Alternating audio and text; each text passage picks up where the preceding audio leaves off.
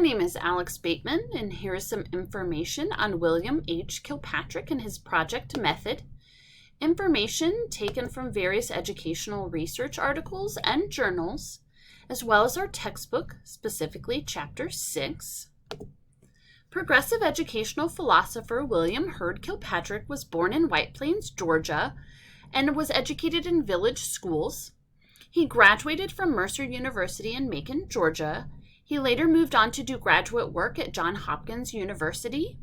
While attending Johns Hopkins, he became dissatisfied with his education and later served as a public school principal in Georgia. He did his doctoral work at the Teachers College at Columbia University, where Kilpatrick became one of John Dewey's best students. Also, while at Columbia, he became known as Columbia's $1 million professor because of the large amount of revenue the tuition from his numerous students paid to take his classes, and some of his classes even exceeded 600 students. During the Progressive Era, project-based approaches were introduced by scholars such as Kilpatrick, and Kilpatrick's rise in the realm of education began with the publication of his 1918 journal article, The Project Method. In that article, he provided a real-world approach to implementing John Dewey's educational philosophy.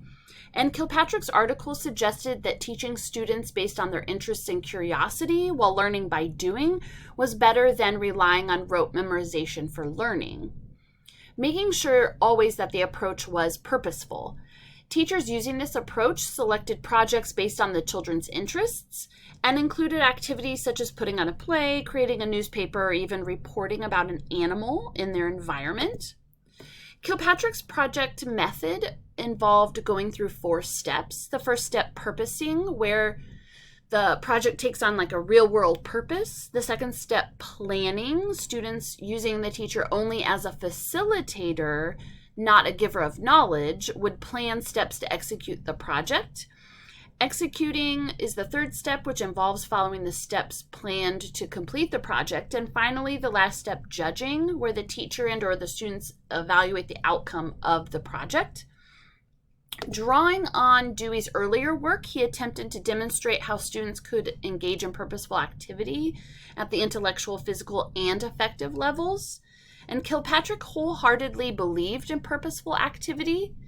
In Chapman and McDonald's article, they quoted Kilpatrick as saying, "No person ever finds arithmetic or geography or history by itself in life. It always comes embedded in a situation involving much more.